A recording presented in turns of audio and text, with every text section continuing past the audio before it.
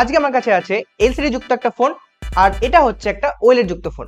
তো আমরা থেকে বুঝবো যে এলসিডি আর ওএলইডি ডিসপ্লের মধ্যে তফাৎটা কি। দেখো, তো এলসিডি ডিসপ্লে তোমরা যেটা দেখতে পাচ্ছ, আচ্ছা তার আগে আমি বলে দিই যে এলসিডির ফুল ফর্মটা কি হতে পারে। এলসিডির ফুল ফর্মটা হচ্ছে লিকুইড ক্রিস্টাল ডিসপ্লে।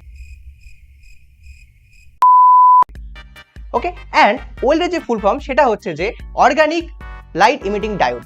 ওকে, তো এবার এই দুটোর মধ্যে তফাৎটা কি আমরা তো বুঝে নিলাম, এটা পুরোপুরি ফুল ফর্ম। তো দেখো, তোমরা যদি ভালো করে লক্ষ্য করো তো এই যে আমাদের যে এলসিডি আছে আর ওএলইডি এর মধ্যে দেখো কারটা ডার্কনেস বেশি। তোমরা দেখতে পাচ্ছ ওএলইডি ডার্কনেসটা বেশি। কেন বেশি? কারণ এলসিডি ডিসপ্লেতে আমরা যেটা দেখতে পাচ্ছি নিচ থেকে কিন্তু লাইটটা ট্রান্সফার হচ্ছে। ওকে, এর যে একটা সিরিজ রয়েছে এই সিরিজের মধ্যে কিন্তু আমাদের লাইটটা ট্রান্সফার হয়, আর ওই সিরিজটা যদি আমরা একটা সিরিজ বন্ধ করি তাহলে কিন্তু টোটাল লাইটটা বন্ধ হবে, তাছাড়া কিন্তু বন্ধ হবে না। কিন্তু আমাদের ওএলইডি এর ক্ষেত্রে কি হয়? ওএলইডি এর ক্ষেত্রে কিন্তু আমাদের প্রতিটা পিক্সেলের নিচে কিন্তু একটা লাইট থাকে। তো আমাদের যদি কোনো টেক্সট যদি থাকে, টেক্সটে কিন্তু শুধুমাত্র যেইটুকু ও পিক্সেল নেবে সেইটুকু পিক্সেলে কিন্তু লাইটটা চলবে। এই কারণে কিন্তু আমাদের ওএলইডি আমাদের ব্রাইটনেসটা আর আমাদের যে আমাদের ভিজুয়ালটা যেটা আছে সেটা কিন্তু আরো ভালো দেখতে পায়। ওকে, এটাই হচ্ছে পুরোপুরি আমাদের ওএলইডি অ্যান্ড এলসিডি পুরোপুরি তফাৎ। এছাড়াও তোমরা যদি আরো ভিডিও দেখতে চাও এরকম রিলেটেড, তো আমাদেরকে অবশ্যই কমেন্টে জানাবে, আর অবশ্যই আমাদের চ্যানেলকে সাবস্ক্রাইব করে নেবে। ওকে, বাই।